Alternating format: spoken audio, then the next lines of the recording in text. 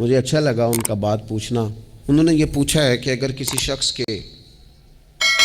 والدین دنیا سے چلے جائیں اور جانے کے بعد اسے احساس ہو کہ مجھ سے بڑی غلطیاں ہو گئیں، اسے احساس ہو کہ بڑی کوتاہیاں ہو گئیں، بڑی جگہوں پہ میں بھول گیا۔ بہت سارے لوگوں کو پچھتاوا ہوتا ہے کہ یار بڑی چیزیں تھیں جو ہم کر سکتے تھے پر ہم سے نہیں ہو سکیں۔ انہوں نے پوچھا جی اب بھی کوئی اس کا حل ہے؟ تو میں نے کہا ہے نا، ہم رسول رحمت کے ماننے والے ہیں صلی اللہ تعالی علیہ وسلم۔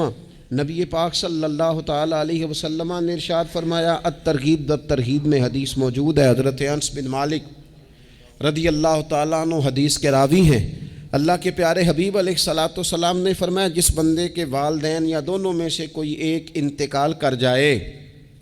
اور وہ معاذ اللہ ان کا نافرمان ہو،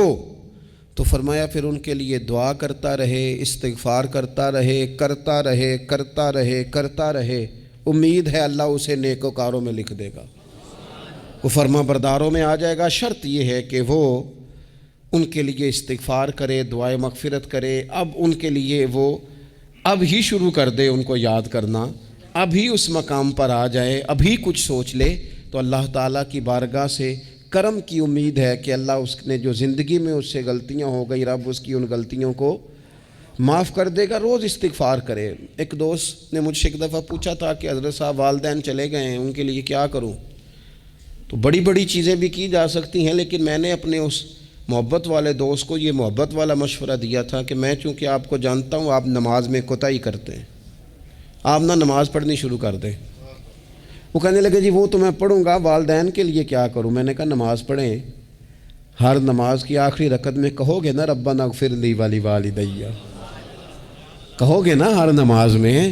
تو کتنا بڑا اجر ملے گا آپ کے والدین کو۔ اور پھر وہ سارا اسلوب کہ پہلے آپ نے قیام کیا، پھر آپ نے رکوع کیا، پھر آپ نے سجدہ کیا، پھر آپ اتحیات میں بیٹھے، پہلے آپ نے اللہ کی بارگاہ کے اندر اس کی عبادت کرنے کا دھم بھرا، پھر اس کی وحدانیت کی شہادت دی، پھر اس کے محبوب پر درود پڑھا، اتنے سارے کام کر کے اب آپ نے آخر میں کہا ربنا اغفر لی والی والدیہ، یا اللہ مجھے بخش دے اور میرے والدین کو